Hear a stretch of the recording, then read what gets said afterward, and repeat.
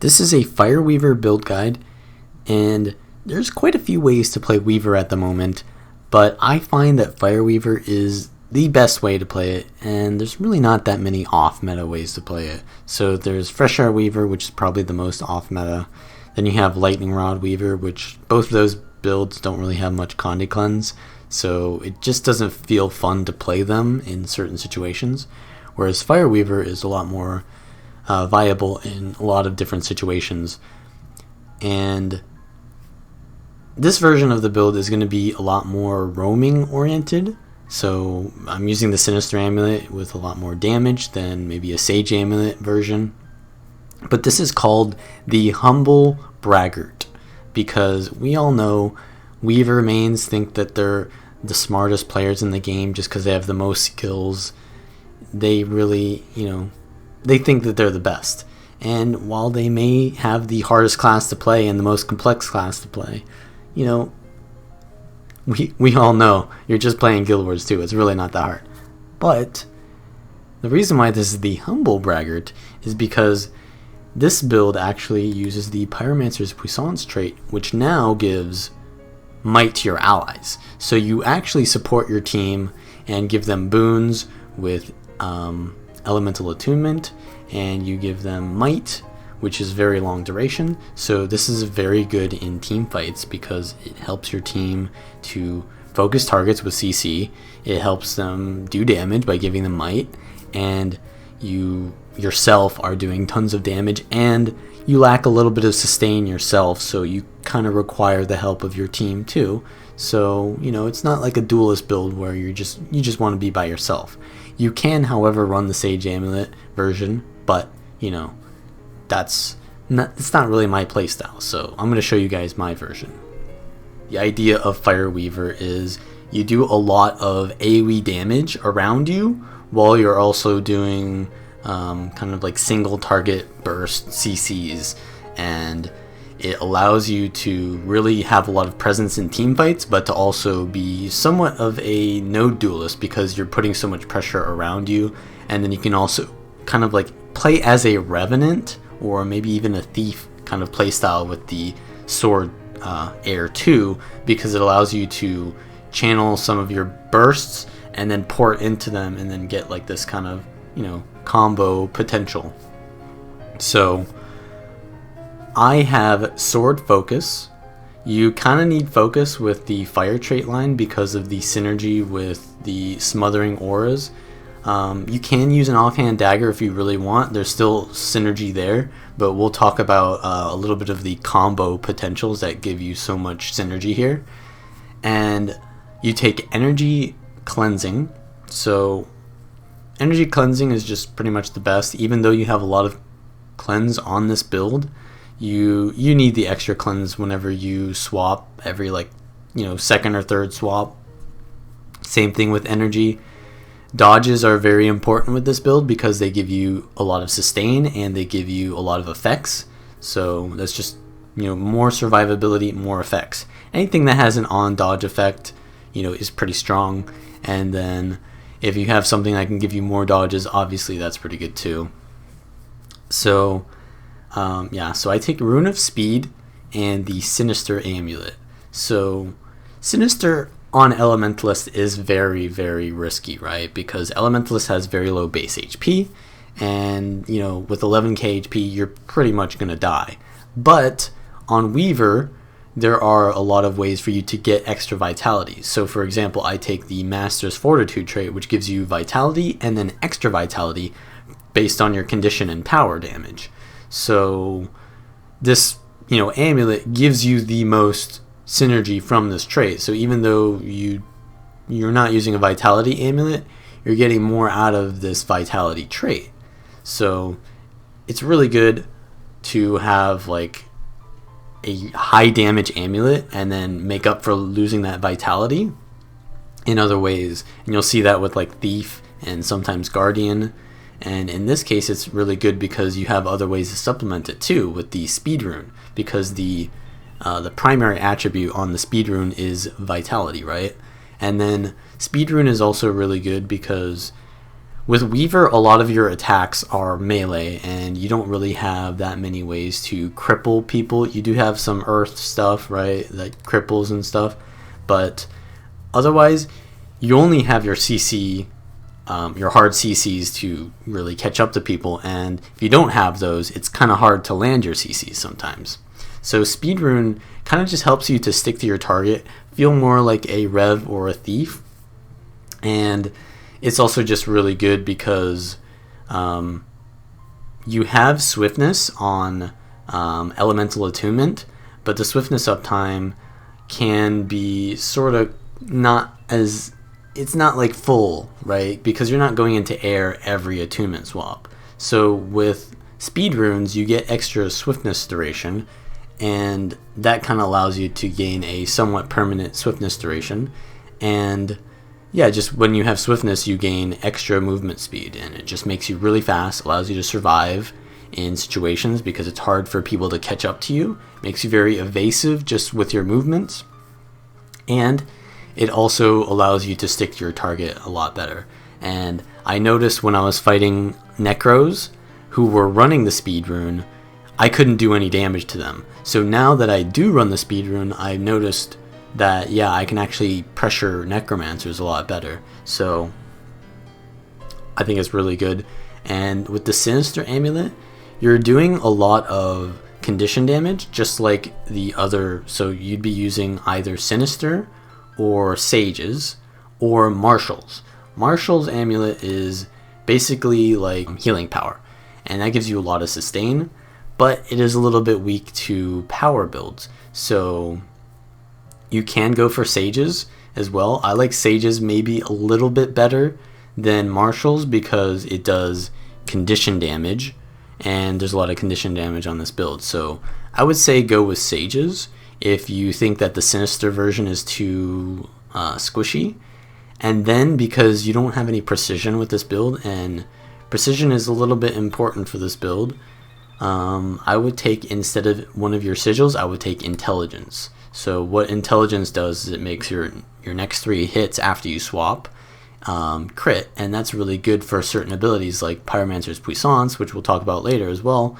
Whenever you swap out of Fire Attunement, it does a pretty big hit, and you know, swapping out is swapping, so it'll proc the Intel sigil and can make that crit.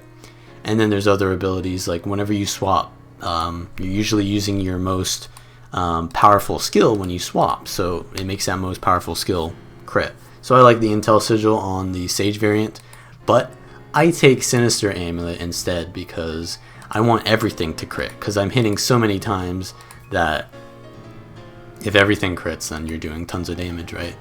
And yeah, so your precision with the Sinister Amulet is 47%. You'll be getting a little bit of Fury whenever you disable. So when you're in Air Attunement, you're going to gain Fury for 5 seconds whenever you disable a foe.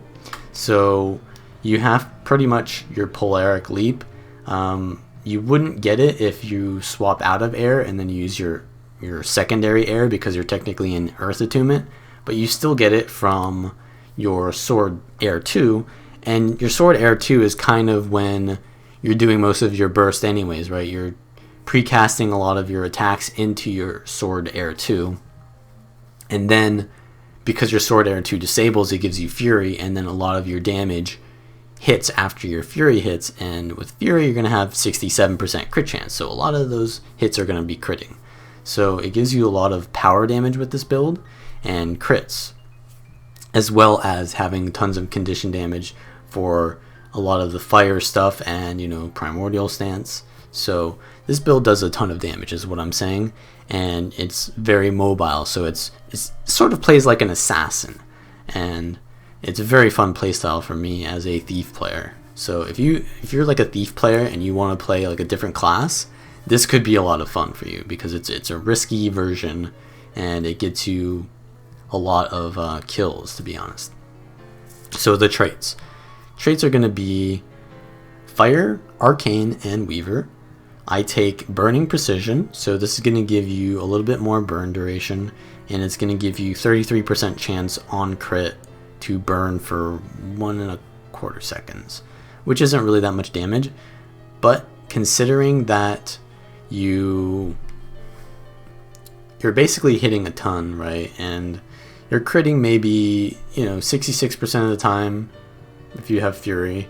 We'll just average it out to 50%, right? Because you don't have Fury all the time. So you crit 50% of the time, and 33% of those 50% are going to burn. So, I mean, it's already got a 5-second ICD on it. So, yeah, it's not amazing damage, but it is okay. And it's not like you're using Conjures, and Cleansing Fire, yeah, that's kind of good, but it's not as consistent damage.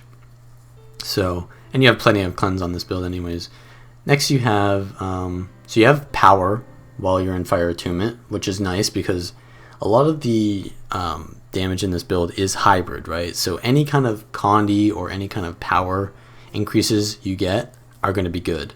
So it's kind of weird on like some hybrid builds, like for example Dragon Hunter. If you run like the Trapper rune, you get a lot of condition damage on that, and then it's like, well, you're really focusing on power. But for this build, all of your traits kind of feel good because all of your damage is relevant. So it just feels like you get so much synergy from any kind of trait you have because you're a hybrid build, right? So Sunspot is really important trait. So whenever you go into Fire Attunement, you'll get a Fire Aura, and you'll deal a really small packet of damage around you. And that small packet of damage is actually really important because it can break Aegises or break, clear blinds from you. So a lot of time what you do is you'll like precast one of your abilities into a Fire Attunement. So say like I'm in Air Fire, right, and my most important skill to land in this build is the Pyro Vortex, and I'm about to hit a Guardian. So what I do is I precast my Pyro Vortex, and then I attune swap into Fire, and I wasn't in combat there, so I didn't get the packet of damage, but you understand that the Pyro Vortex kind of like gets like a cover in a way from the Fire Attunement swap of Sunspot, because it'll clear the Aegis right before the Pyro Vortex lands, or it'll clear the blind right before it lands. And in that way, you can use your Fire Attunement as a really aggressive, reliable combo enabler. So that's really good. And Fire Aura obviously is really good because whenever someone hits you, it'll give you Might, and it will put fire on the enemy, right? And Might gives you both condition and power damage, and fire damage, you have condition damage, so it's really good. Smothering Auras. This is a super important trait because it gives you pretty much all of your Condi cleanse. So whenever you gain an aura, you remove one Condi from yourself. You also gain increased fire aura duration, but when you transmute a aura, you remove 2 conditions from all nearby allies. And that's just, the range of that is based on the transmute range. So it's 240 radius, and basically it's going to be a little bit weird because you're not going to swap into Fire Attunement and then swap out of Fire Attunement and be able to immediately, what I'm trying to say here is, say you swap into Fire Attunement and then you get the Fire Aura. So I have the Fire Aura and then I need to swap out and transmute the Fire Aura, but like it's just running out as I'm able to attune swap. So you can do it if you immediately swap like I just showed you, but a lot of times the synergy from the Fire Aura and this trait actually comes from your combo finishers. So there are a lot of fire fields that you have in this build, and the way that you can get Fire Aura from them is using leaps. Blasting will only give you fire or might, so that won't give you Fire Aura. So say for example I'm in Air Fire here, I put down the Fire 4 and then I leap, that's Fire Aura, and now I can use the transmute. So yeah, most of the transmuting ability comes from either just using it or from doing like a leap in a fire field. Not so much from swapping into fire because of how the Weaver attunements work. So yeah, you get a lot of Condi cleanse from that single trait and abusing those combo fields. So you also have Fire 2 is a fire field it's for 2 seconds, so you kind of need to use it near the end of your fire or attunement combo, and then what you can do from there is you can, well, first of all, if you're coming out of fire, right, and you're going into fire, so say for example you're air fire right now and I swap into fire, your fire 2 is a leap itself, so that would give you like 2 fire auras by swapping in, and then that would be a double Condi cleanse in a way. And then once you put your fire 2 down, you could swap into, say, you could go air, and then your air 2 would be a leap, and that would give you more cleanse. There's just so many ways that you get Condi cleanse on this build, and yeah, you just have a ton of Condi cleanse from this trait. It's really good. And next is you have 10% damage increase from being in fire attunement, so it's really good. And your fire recharge 20% on all your fire skills. It's really good because that's where all your damage comes from. And then finally, Pyromancer's Puissance. This trait has been reworked. It used to only give you might for 6 seconds, 2 stacks every time you use an ability in fire attunement. So that means any ability. So for example, if I go over to this mob and I'm just auto attacking, that's giving me might. If I use my utilities here like that, that's all giving me might. So it doesn't matter if it's a weapon skill or any kind of skill, it will give you might. And then what it does is when you swap out of fire attunement, you do an attack. So I swap out and you see this little ring around me, and then it does a blast. And that blast can deal up to 1000 base damage, and it removes up to 10 might from you, and it does damage, according to how much might you remove from yourself. But it also shares that might to your allies, and the duration of that might is actually 15 seconds. Actually, it says 16 seconds. So it's really long might duration for your allies, which is super good in team fights. So you give like 10 might to your allies every time you swap out of fire attunement, and you're going in and out of fire attunement very often. So this is super strong for your team in team fights, or just in general. But also just the attack that you're doing after you leave fire attunement can deal tons of damage. So it did like 1300 there. It didn't crit, but you can just keep doing it, right? And it adds up. So I'm just going in and out of fire here.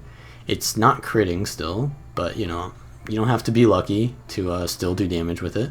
I'm actually going to do, so right there what I did was something important as well. So as I talked about this, I said what you'll be doing a lot is using your Polaric Leap to combo people.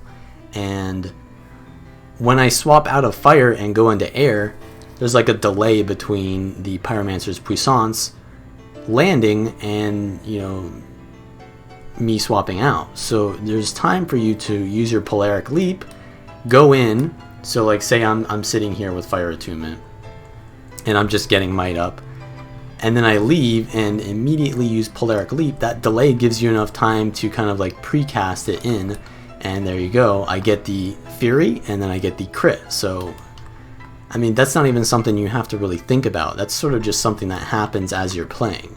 So once you kind of get into the rotations of the build, you're just going to get tons of that damage coming out non-stop. And yeah, it just adds up because there's so many different little bits of damage coming out from this build, and it's really good. And especially when you port to a target, right, your team is going to be around that target if they're on your target. So you're going to be giving out might to your team. So yeah, it's just really good.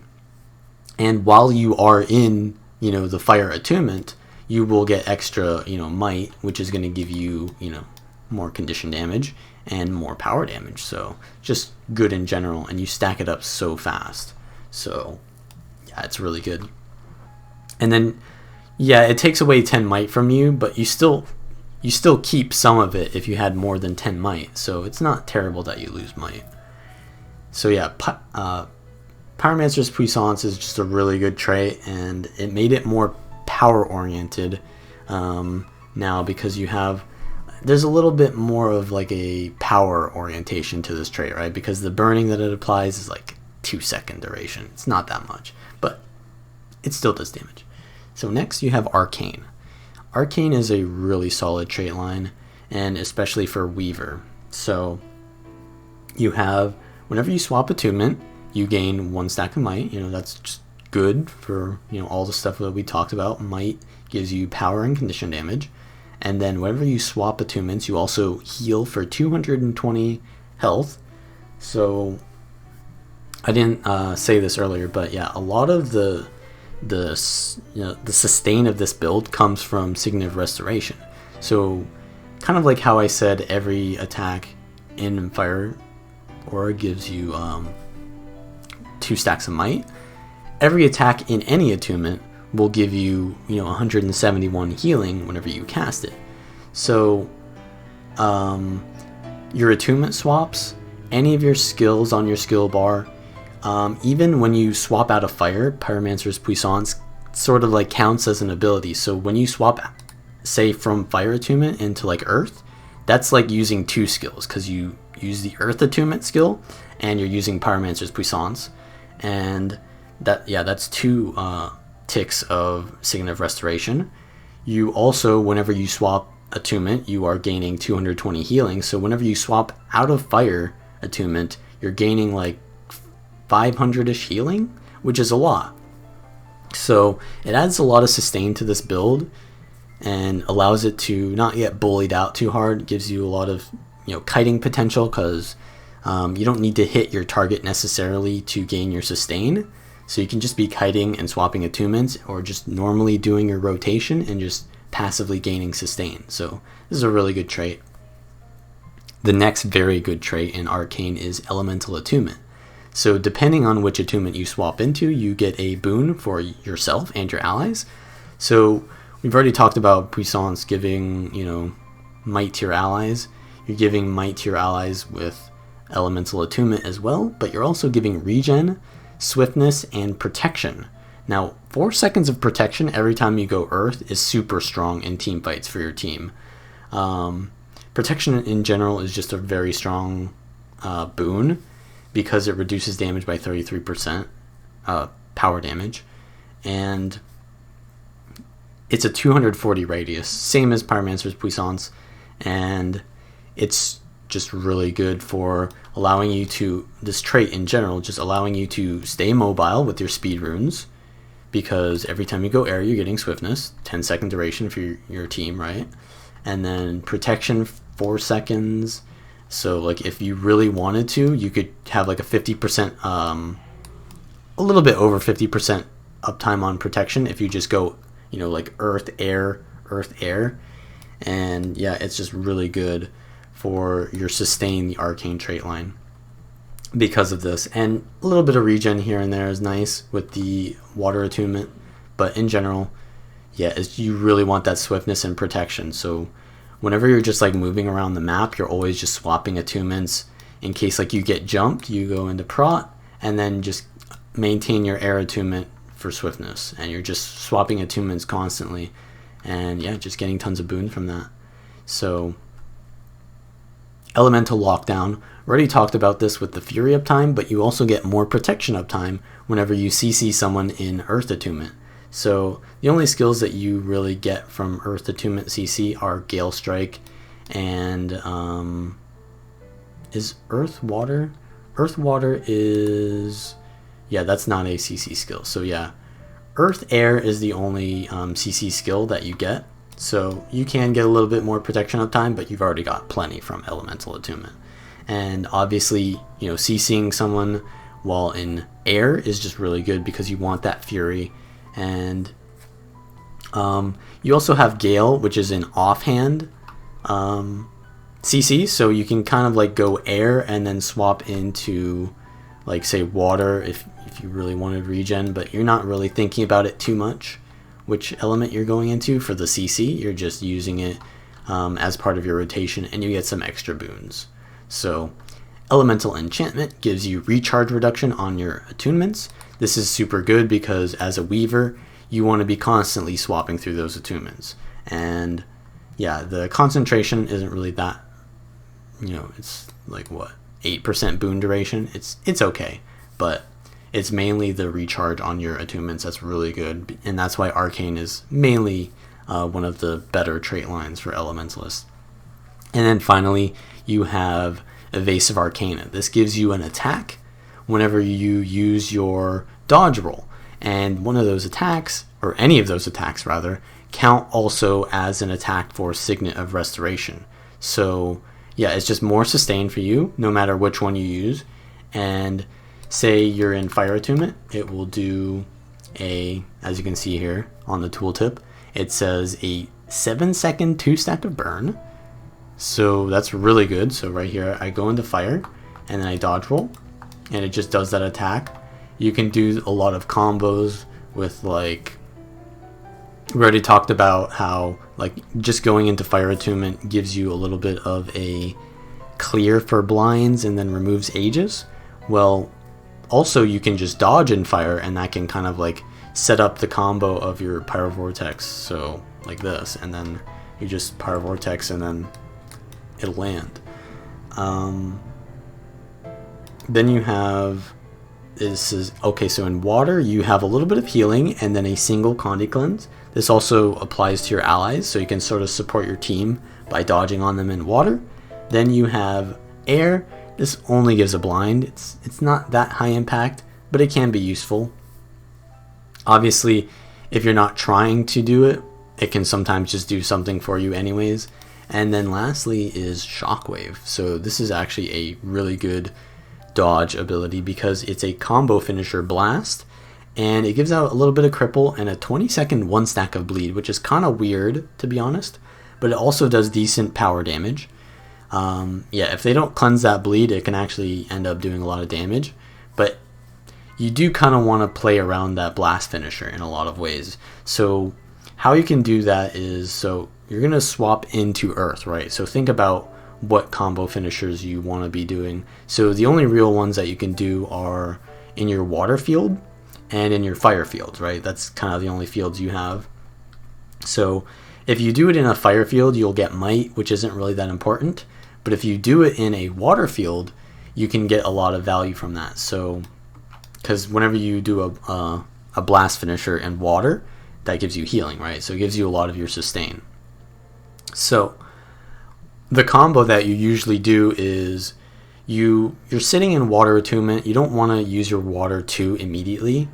So you want to wait a little bit, and then what you'll do is when you're about to swap out of water, you'll go water 2, and then what you'll do is you'll go earth and then dodge into your water field with the earth dodge, and then you can use your earthen vortex as well, which is a second blast, and that just gives you a lot of healing. That's 2 blasts of water on top of your water attunement Riptide, so it gives you a lot of resustain that way. And yeah, it's just really important. You can also do, like, say you're already in earth or something like that, you can do your magnetic wave while you're in the Riptide animation, and you can use your fire right after you use it as well, because that's a leap. A lot of your 2 skills are leaps, right? So leap on fire, blast on earth, and then leap on air. So whenever you use your water 2, you kind of want to be like halfway into your next attunement swap, so that you can get a little bit more combo value out of that. So it's pretty much reliable that your fire 2 will always be off cooldown unless you just swapped out of fire and you used it right at the end. So if you're not sure, like, because earthen vortex is 18-second cooldown, polaric leap is a 15-second cooldown. So if you're not sure if your 2 skill is going to be off cooldown when you swap into that attunement, it's pretty safe to go into fire, and you pretty much want to go into fire every other attunement swap anyways. So yeah, it's just safe to say water 2 into earth, or sorry, fire 2. If you really are sure about it, yeah, you can do the earth for the blast finisher and stuff like that.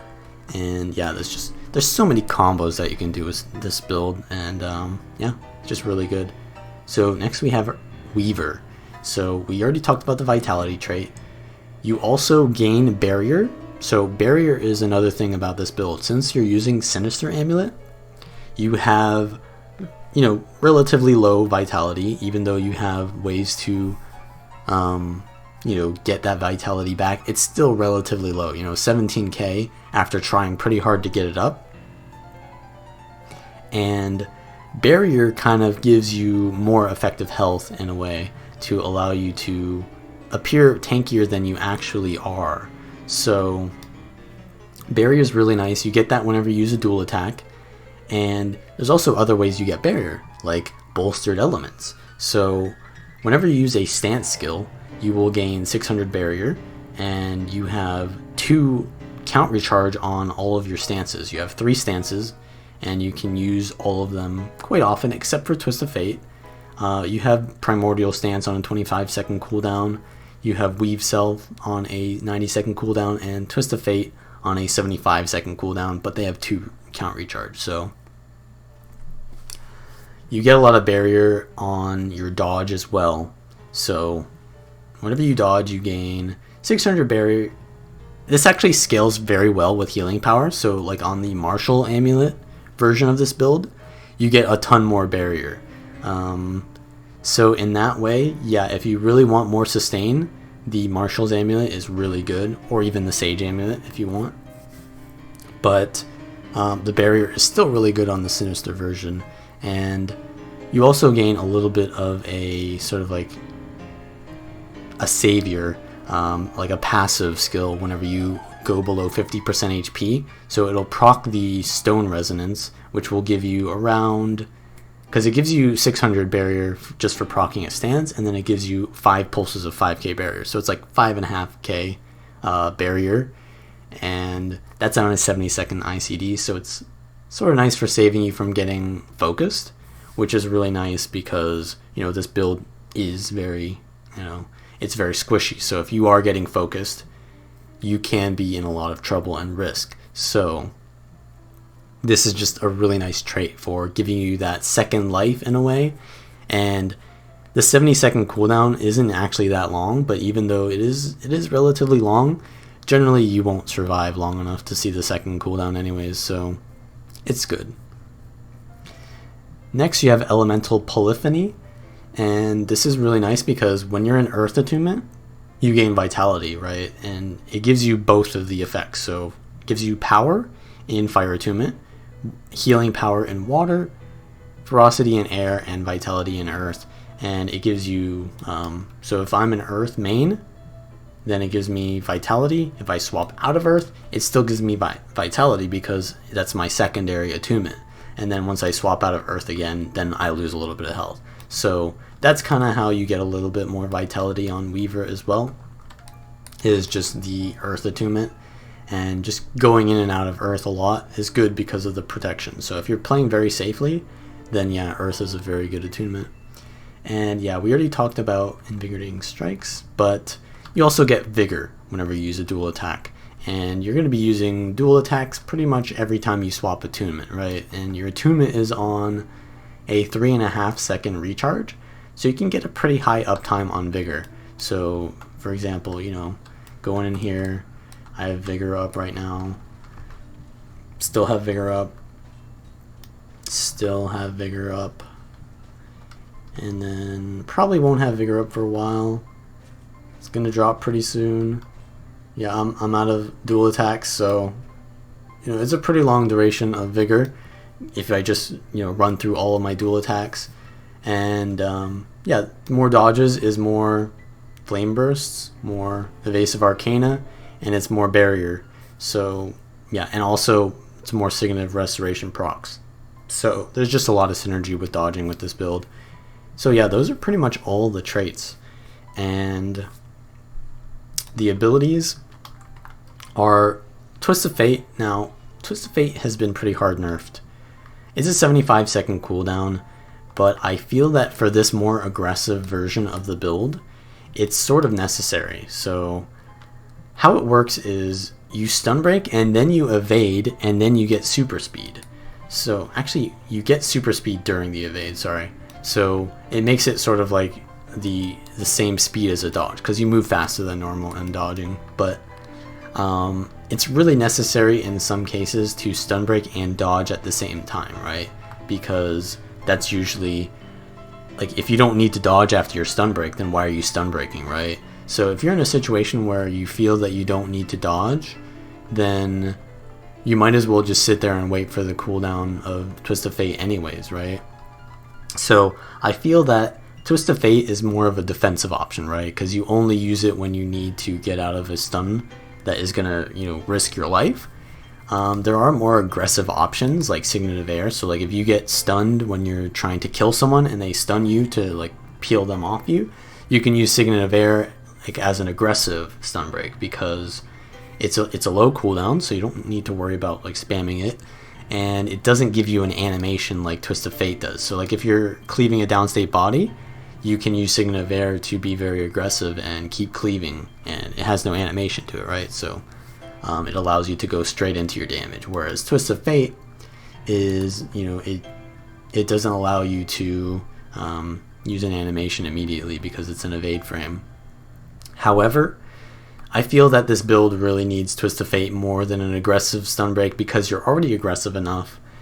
You can, however, if you're using the more sustained version with Sages, go for Signet of Air, right? Because you can afford to, play more greedily.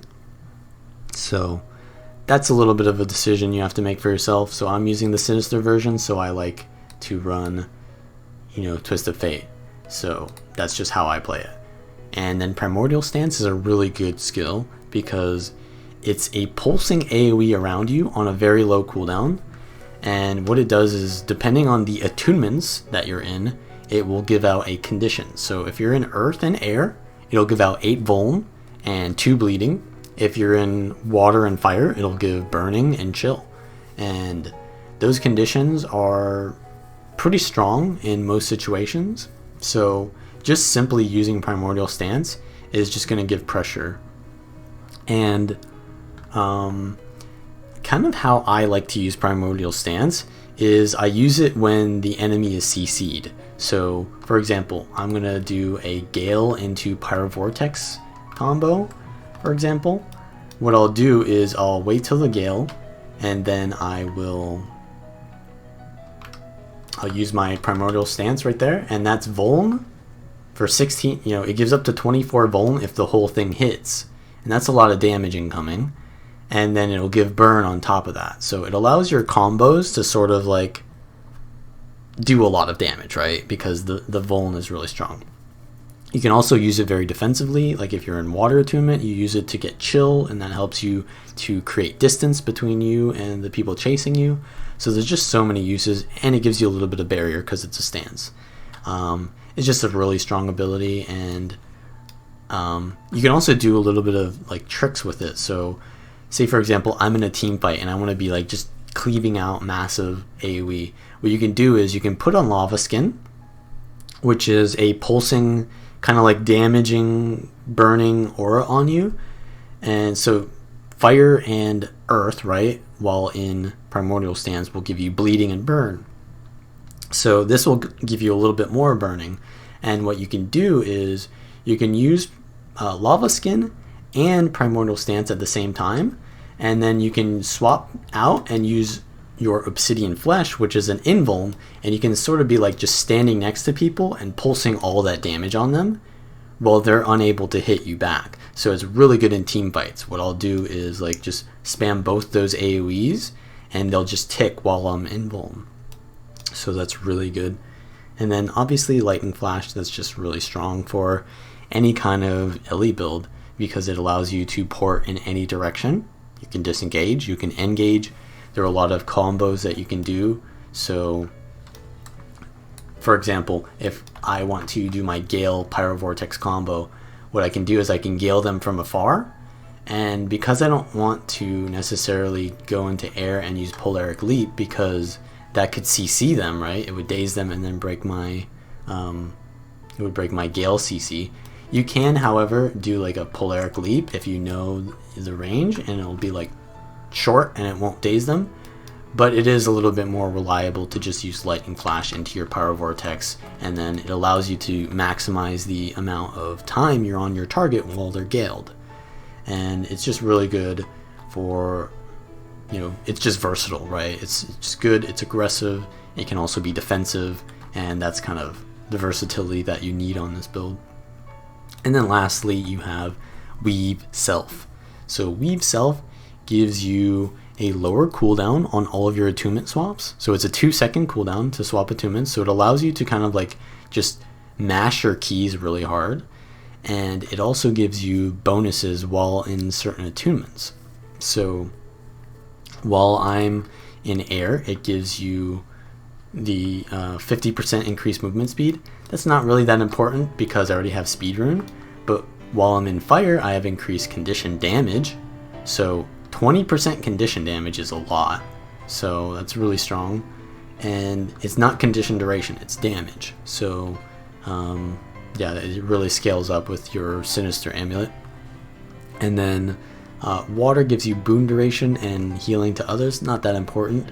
But earth gives you 20% reduced incoming damage, which is really strong because if you're in a situation where you're getting like +1, you're going to be taking a lot of damage and you don't have enough evades to avoid everything.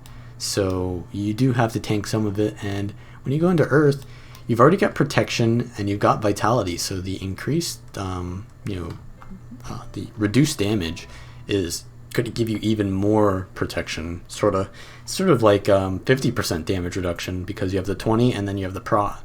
So it's really good. And then once you've used every attunement, so you have to swap into every attunement while you go into Weave Self at least once, it gives you a second stance that you can use. And that second stance I'll show you is sort of like another CC that you can use. Show you in a second when it comes off cooldown. So here I am just swapping into every attunement.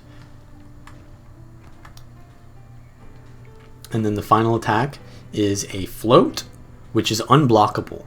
So it's a really strong attack for breaking through blocks and just setting up combos. So it's like another CC. And it's just really good for the role of this build is to do tons of CC and to land like your AoEs on the target when they're stunned and they just sit there in the AoEs. So yeah, let's go over the skills now of the weapons. So your dual attacks are very strong, and while in air earth, you will get a dual attack that is specific to only air earth, right? Gale Strike will do a small little float and do a little bit of damage.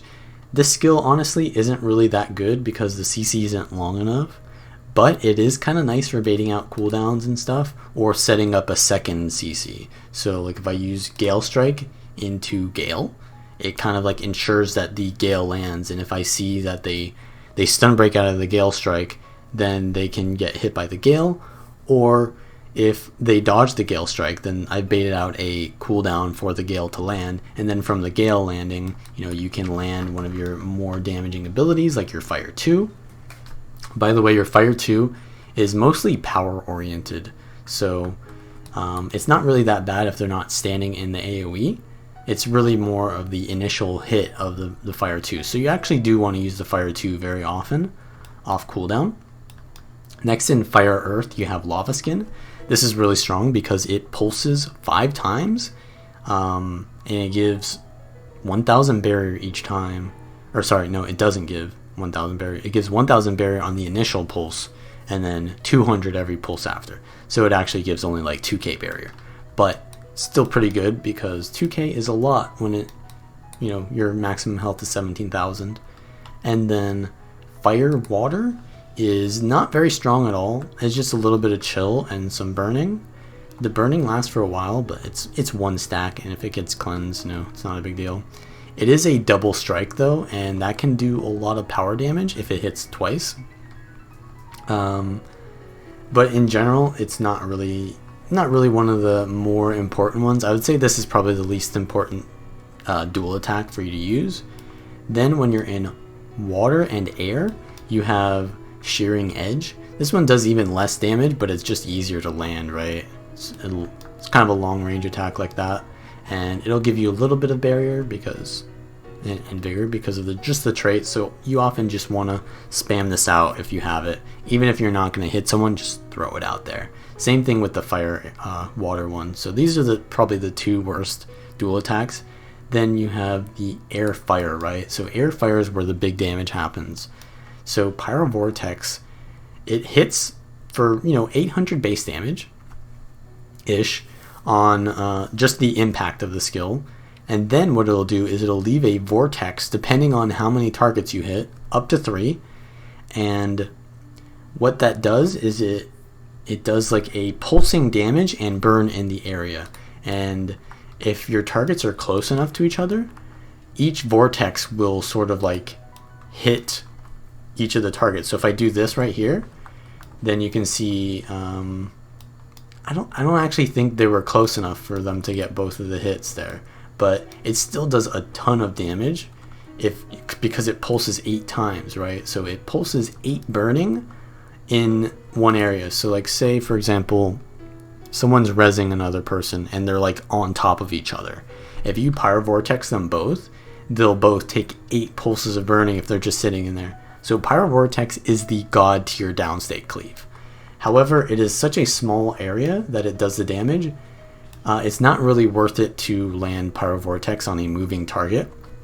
So you pretty much always want to land Pyro Vortex into a gale so that they sit in your burn ticks, or even use it into like your Weave Self CC.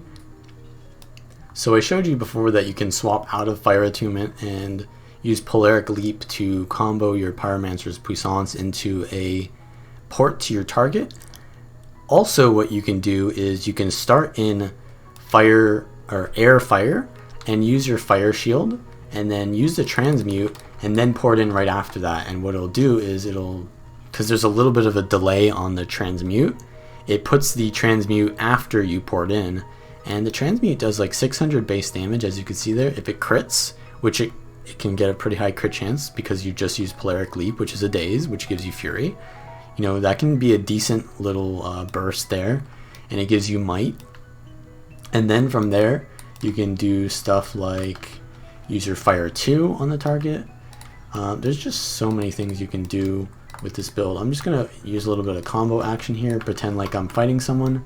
Your Earth 2 is an evade, which does almost 1000 base damage, and then it gives 2 bleeding for 8 seconds, and it's a combo finisher blast. This is such a strong skill for dealing damage and for being evasive, so that's really strong. What I can do next is I can go into air, give myself a little bit of CC here. Maybe I'm getting pressured right now. I'm going to go into invuln and use the primordial stance and just proc on people while I'm invuln. Now I'm going to swirling wind, and that will block projectiles.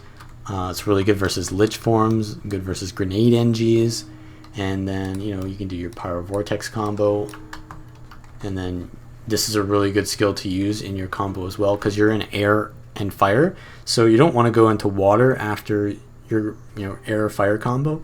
You can go back into air or you can go back into fire, but the Earth 2 is generally going to give you more value because you can use Lava Skin or Earthen Vortex, and you can even Fire Shield again for more transmute. And then, but generally I would say that right for the air combo. So yeah, there's a lot of stuff you can do, and yeah, there's just so many combos you can do on Weaver that I literally can't even tell you them all in one video. So that's all I'm going to show you for now, but we'll go to the gameplay.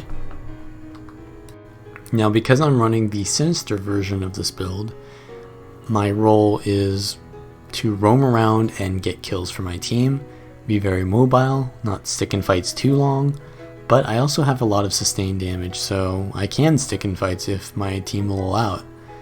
I poured in and I mess up with their thief's stealth there by standing in his blast, and that reveals the thief and allows them to be focused. But I have to play very safely because I use my blink there, and I see that their power rev is now on me. I land a gale into my Fire 2, and that pressures them off me. A lot of the defense of this build is just simply counter pressure, as you can see I'm doing right now. And I still have a lot of self-sustain left. And I'm just, I've used my passive here, so I do have to be a little bit safe. I'm just spamming my auto here because Signet of Restoration heals me. And I can see that the Rev is ready to jump on me again, but instead of letting them jump on me and get quickness, I just jump on them. And that just pushes them off. I now see that we're in like a 2v3 sort of situation, so I'm playing safe. The Revenant rotates out, and now we're in a 2v2, so I go for a kill on their Guardian, who overextends on our ledge. I land a Pyrovortex, but there's no CC attached to it, so it doesn't really do that much damage. I get a nice Gale Strike, and I'm just spamming out all of my AoEs with my Primordial Stance. I don't really position my Fire Attunement there. You gotta remember to swap out of Fire Attunement, and then don't necessarily get off your target immediately, right? Because of the Pyromancer's Puissance is going to proc. So here I'm at full HP, but the reason why I'm kiting off is because I'm waiting for my burst to come up again. I do a port in there, and I don't necessarily get the kill, but there is a really low target. But of course my team they're not able to really get that kill for me because they're all dying. So we push into far with our respawning Guardian, and I land a nice Pyrovortex into his CC, and we just one-shot that Thief basically. So that's some of the burst potential you've got in this build. And now, even after we get that kill on the Thief, we're in like a 2v2, or is it a 2v3 situation? So we're just kiting up the ledge. I'm counter pressuring the Revenant and getting tons of damage off on them. They're forced to use their Glint heal. So now we can go aggressive. I'm giving my Guardian a little bit of healing there with the water field. And we're actually going to push into this 2v3 because their Revenant is very pressured and I'm full HP. So I'm just playing very aggressively. But I do, lose. My health pool goes down very quickly. So as soon as I see that, I start to play defensively. And now I've got a lot of pulsing damage out. And I'm using the enemy gate to port around and stay mobile with the Polaric Leap because it's a targeted leap, and that helps me to kite out and survive. And I notice my Guardian is kind of low, so I give them a little bit healing with my water dodge, and then I head into mid. So we won far pretty much. I mean, the Revenant pushes back in, but yeah, our team is not rotating very well, because if they were paying attention, they would have got the kill on that Rev before coming mid. Since I was the first one to go to mid, they should have stayed. But anyways, I'm in stealth here, and I'm going to... I missed my Gale there, but I still have tons of damage that I can use, and while I'm evading, I'm also spamming out AoE because I have pulsing AoEs, right? So yeah, just evading on top of someone can be a lot of damage. And I'm noticing that I'm getting +1 by a Thief there. I think I dodged the steal there because the Thief just waited in stealth instead of playing aggressively. So I used my Twist of Fate there preemptively, and I think I dodged steal.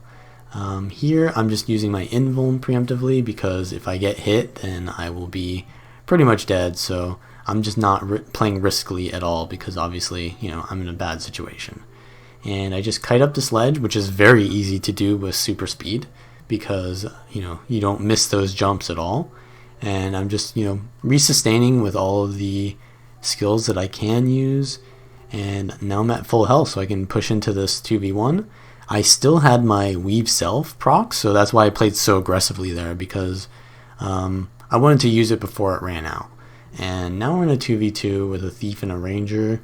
And on my team, it's a Scourge. So this is a pretty free win. We're just going to get the kill on this Ranger, but we are in a 2v3 now. So we have to be careful. If we get this down, I can Pyro Vortex that and use a lot of CCs here. I actually don't know if I can get the cleave here because, yeah, it's going to be really rough and close. Yeah, he's going to rally, so I'm actually stuck in a 1v3 now. So I poured out and resustain. I can push back into the 1v1 very soon because I have so much sustain. I get the Gale into really nice Fire 2, and that gets the down. My teammate gets a down on one of the low targets from the 2v3 from earlier, but I have to finish cleaving out this Ranger because it'll just self-res. So I come in, I Pyro Vortex the down body, and that's going to ensure that we win this 2v3. Sort of like a extended 2v3 with different players and rotations, but we essentially win sort of like a 2v3 there. Maybe a 2.5 and a 3. But I chase the Revenant out, and they kite up the little pillar here. I chase and get a nice Pyro Vortex on top of them, which pressures them enough for my team to get the kill. And we're now snowballing the map and doing very good. I'm just going to try to get kills here. I have my Gale up and I'm ready for Pyro Vortex. I land it, all of my damage out, and yeah, it's tons of damage. As you can see there, the Ranger uses their block and my Mesmer goes down. I think the Condi's over here, I'm not sure what, but we can get that res. And at this point, we're really not we don't need to 3v1 this Ranger and Rhodes. We're kind of gonna, I think I lagged here as well. Yeah, I think I was lagging, but it's better now. And yeah, just cleave out that body fast because Ranger downstate, you know. And now we're dead at far, and I want to pressure the Scourge. I'm not really sure if I can 1v1 a Scourge as the Sinister build. It's probably a bad idea, but yeah, it was probably because I was intending to +1 the Guardian, but it was really bad timing on my part, right? Because if I came earlier, then I would have been able to save him, but now I'm kind of stuck here and I should be leaving. But my Mesmer comes and +1s me, so that turns my rotation into a good rotation, because now we're 2v1ing a Scourge and we can get that kill very easily because we have tons of power and condition damage pressure, and that's always really nice. So we get that kill, and score is a little bit tied now, and we're winning home and winning far. So I'm gonna sort of role play as a duelist now, even though my build is more oriented towards roaming. So I'm just gonna try to zone this Guardian off of the node. I know that their Scourge is respawning, but now I see that their Thief is on me too, so I have to play super safe. And I get a nice Gale on their Thief here, and I actually counter cleave them, and we get the down, but I get +2'd, and yeah, I go down because there's just way too much damage on me, like, you know, 1v3, and my Scourge comes in too late. Like, you know, I had been 1v3'd before it was the Scourge there, so yeah, I just lost too much. You know, I'm not a duelist, so I don't have the sustain to survive that. If I was on the Sage build, I probably wouldn't have gotten the Thief down though. So, you know, there's trade-offs that you gotta remember. If you're playing the Sinister build, go aggressively, but know your limitations. If you're playing the Sage's build, still play aggressively, but, you know, your limitations are a lot further. But, you know, you also have to push those limitations further if you're on the Sage build, because then, you know, you don't do as much damage. So there's, you know, trade-offs is what I'm trying to say. Anyways, my team gets snowballed off that because I die, and me dying is very bad because when you are a high presence on your team, you know, your lack of presence on the map is very detrimental to your team. So the Thief tries to 1v1 me here.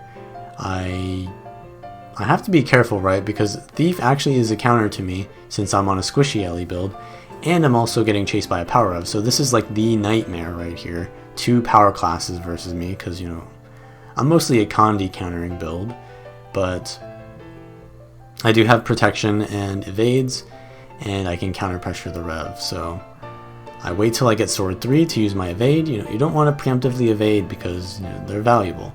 And I use Weave Self here, and yeah, my team actually shows up when we get the pressure on their rev.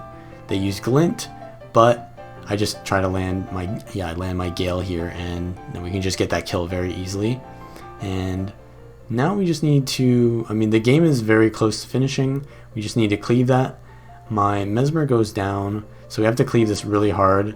And yeah, we're winning the cleave right now, but they start rezzing, and yeah, they won the cleave there because they rezzed it, and no one held our Mesmer. So I think we were outnumbered there as well. I think that might have been a 3v... No, that was a 4v4. We just didn't have enough cleave on the downstate, even though I was using everything on it. So that's going to be us losing the match. But that is how you play the Weaver with the Sinister amulet. Obviously, you want to run around getting kills when you're focused. You want to be very mobile with the Speed Rune. And yeah, there's way more to the class than just shown here. Like, Weaver is a really complex class, so I think you should really learn it and understand all that it has to offer. And if you like this video, like it and subscribe for more, and of course leave a comment if you want to see more builds. I think that I'm nearing the end of my build creating arc. This build will actually be the final elite spec that I've made a build for, so there is that. I'm looking to get more into more topic based videos after this, and I'll still probably do a build video here and there, but yeah, I've been focusing on that mostly in the since the balance patch. But yeah, let me know what you guys think, and see you later.